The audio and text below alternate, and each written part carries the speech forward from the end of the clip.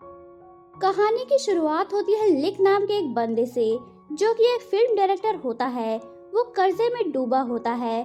उसकी personal life और professional life दोनों ही बिल्कुल बर्बाद हो चुकी होती है। उसकी मदर की रिसेंटली ही डेथ हुई होती है। उसके फादर याथांग डायमेंशिया पेशेंट होते हैं। उन्हें ज्यादा से ज्यादा देखभाल की जरूरत होती है। एक रात लिक के फादर उसके पास आते हैं। उन्होंने 5वीं बार अपनी पैंट गीली की होती है। इस पर लिक इरिटेट होता है। उसे गुस्सा आता है और वो अपने फादर को घसीटते हुए बाथरूम में ले जाकर बंद कर देता है और फिर वो खुद फांसी लगाकर अपने आप को मारने की कोशिश करता है। पर उस दिन उसके अपार्टमेंट में कुछ अजीब घटनाएं घटती है। फ्रिज के अंदर से उसके मदर का यंगर फॉर्म निकल कर आता है और उसे बचाता है। फिर नेक्स्ट मॉर्निंग जब लिक को होश आता है तो उसे अपने फादर के बारे में याद आता है। वो बाथरूम ओपन करके देखता है तो वहाँ उसके फादर बेहोश पड़े मिलते हैं। वो उन्हें उठाता है तो शॉक्ड रह जाता है, क्योंकि वो किसी बर्ड के फेदर की तरह हल्के होते हैं। ऐसा लगता है जैसे याथांग ने अपनी स्किन अपने आउटफिट के साथ निकाल कर रख दी हो। तभी लिक को बाहर से अपने फादर की आवाज सुनाई देती है, तो वो बाहर जाकर देखता है उसके फादर कुछ लड़कों से म्यूजिक और स्पोर्ट के बारे में बातें कर रहे होते हैं। वो अपनी प्रेजेंट कंडीशन से 10 ईयर यंग लग रहे होते हैं। उनका कहना होता है कि स्किन चेंज करना तो नॉर्मल होता है। सीजन चेंज होने पर या सन बर्न होने पर ऐसा हो ही जाया करता है। फिर वो ग्रोसरी शॉपिंग के लिए मार्केट जाते हैं और पैसों की सारी कैलकुलेशन बिल्कुल पहले की तरह कर रहे होते हैं।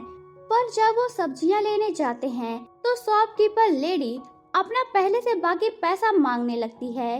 देखते ही देखते मार्केट के सभी लोग अपना अपना कर्जा मांगने आ जाते हैं, क्योंकि वो लोग लगभग सभी के कर्जदार थे। किसी तरह वहां से बच बचाकर लिक अपने फादर को चेकअप के लिए हॉस्पिटल लेकर जाता है, पर उसके फादर किसी भी तरह का कोई भी चेकअप करवाने के लिए एग्री नहीं होते। पर जब नर्स आकर उनसे चेकअप करवाने के लिए कहती है तो वो मान जाते हैं। चेकअप की रिपोर्ट देखकर डॉक्टर हैरान होता है और बताता है कि इन्हें तो डायमेंशिया है ही नहीं और ऐसा लगता है जैसे वो 10 साल यंग हो गए हों। डॉक्टर को लगता है कि लिक कोई फ्रॉड कर रहा है और अपने फादर की जगह वो किसी दूसरे आदमी को लेके आया है। इस पर वो लिक और उसके फादर को हॉस्पिटल से बाहर निकाल देता है। वो दोनों बाप बेटे घर वापस पहुंचते हैं। याथांग अपनी निकाली हुई स्किन को उठाकर बाहर फेंकने जाते हैं, पर लिक उन्हें रोकता है। वो कहता है कि हो सकता है कि हमें फ्यूचर में इस स्किन की कोई जरूरत पड़े, पर फिर भी याथांग उसकी बात नहीं मान रहे होते। तभी वहाँ लिक की वाइफ सासा आती है।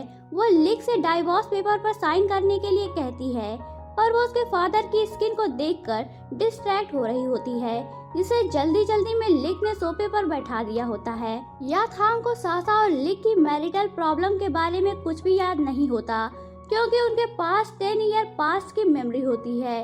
वो सासा से रुकने के लिए कहते हैं, पर सासा वहाँ रुकने के लिए एग्री नहीं होती, क्योंकि उसे लगता है कि लिक का अफेयर उसकी हाई स्कूल की गर्लफ्रेंड के साथ चल रहा है। वो लिक से एक वीक के अंदर डाइवोर्स पेपर पर साइन करके उसे भेजने के लिए कहकर चली जाती है।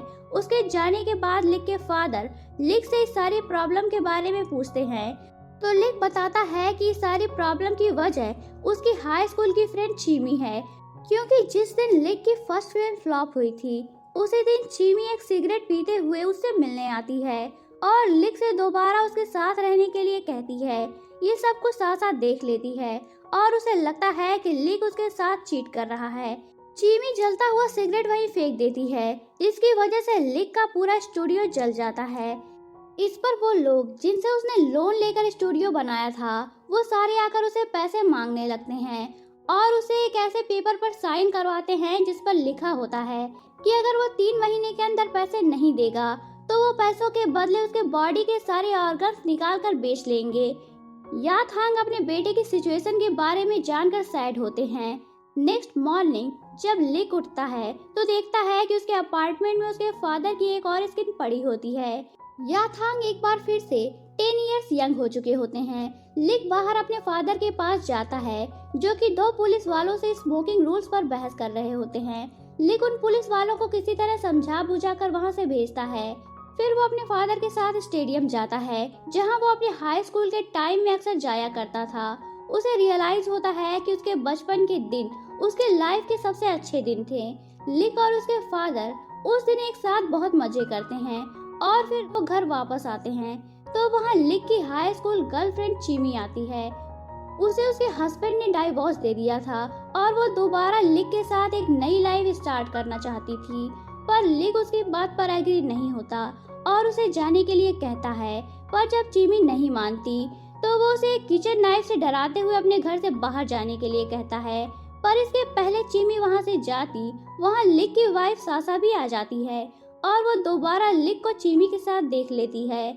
लिक उन दोनों को वहाँ से जाने के लिए कहता है, पर वो दोनों वहाँ से नहीं जा रही होती और एक दूसरे को खूब खरी खोटी सुना रही होती हैं।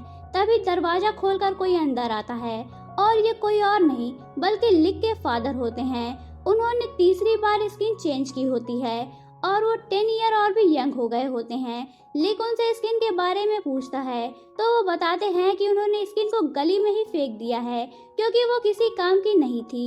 लिक तुरंत स्किन को लेने बाहर जाता है क्योंकि ये स्किन उसके फादर की बॉडी की एक लेयर ही नहीं बल्कि उसके फादर का वो रूप था जो उसे सबसे ज्यादा पसंद था। लिक बाहर हो रही हैवी रेनफॉल में उस स्किन को ढूंढ रहा होता है। तभी वो स्किन उसे एक पोल से लटकती हुई नजर आ जाती है। लिक उस स्किन को वहां से उतारता है और घर वापस लेकर आता है। यात हांग किचन में काम कर रहे होते हैं। वो लिक के इस तरह स्किन को कलेक्ट करने को लेकर उसका मजाक उड़ाते हैं तो लिक को भी गुस्सा आता है और उन दोनों में आर्ग्यूमेंट स्टार्ट हो जाता है। ये आर्ग्यूमेंट बढ़ते बढ़ते इस पॉइंट पर पहुंचता है कि जब उसके फादर ने उसकी मदर को चीट किया था और अपनी फैमिली को छोड़ दिया था। इस पर यात हांग इस बात को बहुत ही बहादुरी से एक्सेप्ट करते हैं तो लिक को और भी गुस्सा आ जाता है और उन दोनों में फाइट होने लगती है। पर तभी लिक की नजर उसकी मदर की फोटो पर पड़ती है तो वो रुक जाता है। इस पर यात हांग उसे घर से निकलने के लिए कहते हैं क्योंकि वो घर अब भी यात हांग के नाम पर ही था। पर जब वो लिक को रोते हुए देखते हैं तो उन्हें अपने बेटे के लिए बुरा लगता है और वो उसे उसकी वाइफ सासा की बॉबी पिन दिखाकर उसे सासा को मनाकर दोबारा घर वापस लाने के लिए कहते हैं और अगर वो सासा को नहीं लाएगा तो यात हांग उसे घर आने से मना करते हैं। इस पर लिक सासा के पास जाने के बजाय कर्जा मांगने वालों के पास जाता है।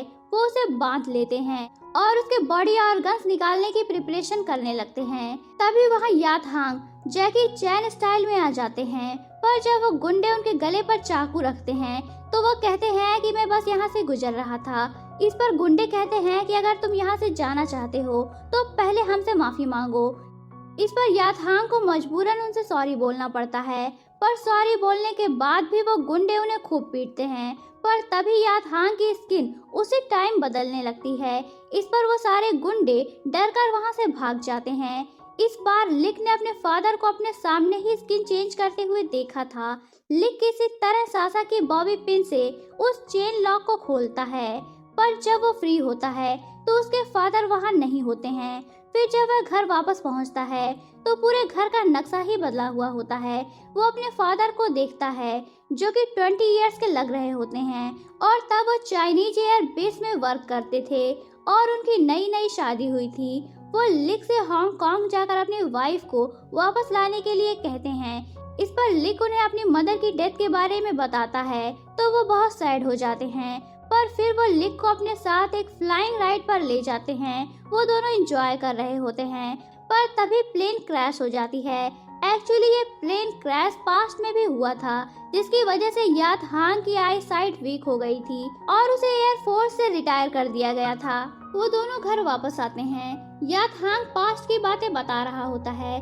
तभी वहाँ लिक की मदर अपने 20 इयर्स के यंग फॉर्म में आती हैं। फिर यात हांग और लिक की मदर दोनों मिलकर नूडल्स बनाते हैं जिसकी स्मेल से सारी स्किन्स में जान आ जाती है। लिक भी अपने चाइल्डहुड वर्जन में कन्वर्ट हो जाता है और अपने फादर के सभी ओल्डर वर्जन्स को लंच के लिए इनवाइट करता है। वो सभी मिलकर लंच करते हैं।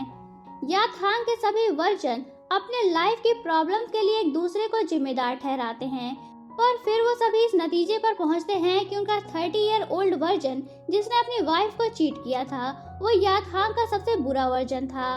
वो सभी लंच फिनिश कर लेते हैं तो लिक दोबारा अपने रियल वर्जन में कन्वर्ट हो जाता है और अपनी माँ को थैंक्स बोलता है, क्योंकि उसे पता होता है कि ये जो कुछ भी हो रहा है वो उसकी माँ की आत्मा कर रही है, ताकि उसे रियलाइज हो कि वो अपने लाइफ में क्या खो रहा है। तभी अचानक उसे उसका घर आसमान में उड़ता हुआ फील होता है और वो देखता है कि उसके फादर के सारे स्किन वर्जन्स एक एक करके गायब हो गए। सब कुछ दोबारा पहले जैसा हो जाता है। नेक्स्ट सीन में लिक अपने फादर के साथ हॉस्पिटल में होता है। पिछले हफ्ते जो कुछ इंसिडेंट हुए थे उसकी वजह से लिक पूरी तरह बदल गया था। अब वो मरने के बारे में नहीं बल्कि जीने के बारे में सोच रहा था।